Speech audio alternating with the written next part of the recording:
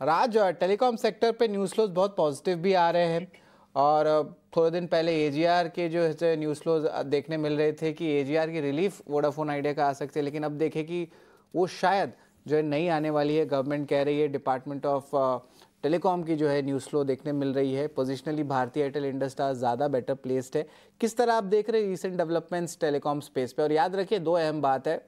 एक तो जो डेटा पैक्स है वो धीरे धीरे करके जो है आप कह सकते हैं वैल्यू की तरफ बढ़ रही है, वॉल्यूम की तरफ नहीं। और इस हफ्ते रिलायंस एजीएम का मार्केट आज में लिस्टिंग भी है, जहां पे ऑफकोर्स जियो को लेके जो है बाजार बहुत वेट कर रहा है कि क्या वैल्यू अनलॉकिंग दिखेगा या नहीं दिखेगा। आरपूस भी ऊपर है।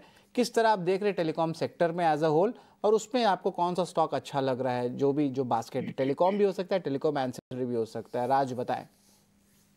तो वही शरद जी, अगर हम देखेंगे लास्ट टाइम भी हमने इस पे बात करी थी, तो टेलीकॉम सेक्टर पे हमारा ओवरऑल व्यू जो था वो पॉजिटिव था, बिकॉज लॉन्ग टर्म में जो 3-4 कंपनीज है वो एकदम स्टेबल है। एंड आई गेस जैसे जैसे इंडिया का जो पॉपुलेशन बढ़ रहा है एंड वो जो हिसाब से जो डिजिटल कम्युनिकेशंस की और इंडिया बढ़ रहा है, वो काफी पॉजिटिव इम्पैक्ट पूरे सेक्टर पे लेके आ सकता है। और हमने देखा है कि कैसे कैसे जो कंपनीज है, जैसे फॉर एग्जांपल भारतीय एयरटेल ने परप्लेक्सिटी जो एआई टूल है उनके साथ भी पार्टनरशिप कर दी है। और ऐसे ही उनके यूजर्स को एक फ्री एआई टूल भी उनको मिल रहा है जो एक पेड सब्सक्रिप्शन है। तो ऐसे जो पार्टनरशिप्स हो रही है डिजिटल मीडियम के थ्रू, एक सर्विसेज प्रोवाइड करने का जो दौर है वो काफी पॉजिटिव है ये सेक्टर के लिए, और वो आगे चल के और पॉजिटिव इम्पैक्ट भी लेके आ सकता है।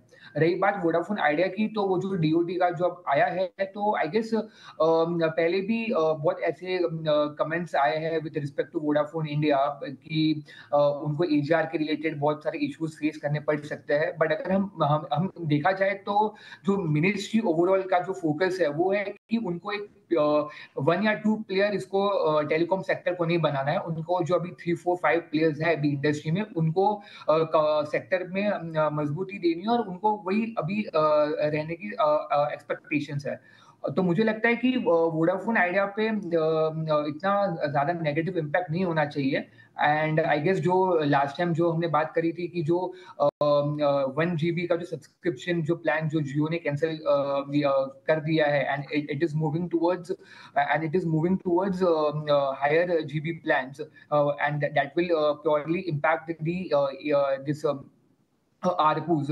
एंड भारतीय एयरटेल ने भी उसकी सराहना करी है। बट अगर हम वोडाफोन आइडिया का क्लाइंट बेस देखें, so that is quite huge at 4G levels, और उन्होंने अब तक इसके बारे में कुछ इम्पैक्ट या बताया नहीं है। तो मुझे लगता है कि अगर वो अपने लेवल्स इस तरफ पे ही रखेंगे, तो उनके जो क्लाइंट बेस है तो वो काफी बढ़ने की एक्सपेक्टेशन है, क्योंकि इंडिया का जो माहौल है वो है कि जब तक उनको कम रेट्स पे जो चीजें मिलती है उन लोग उस पर संतुष्ट रहते हैं।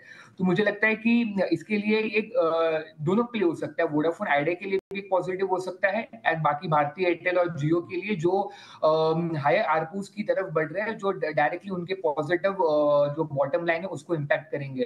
तो मुझे लगता है ओवरऑल सेक्टरली अगर हम देखेंगे तो काफी पॉजिटिव है। Vodafone Idea being because of the reason और जो हर बार गवर्नमेंट के थ्रू है या जो ड्यूटी के थ्रू आया है उसके एक नेगेटिव हेडविंड है। बट बाकी आई गेस हम देखेंगे तो भारतीय Airtel we remain positive on the sector.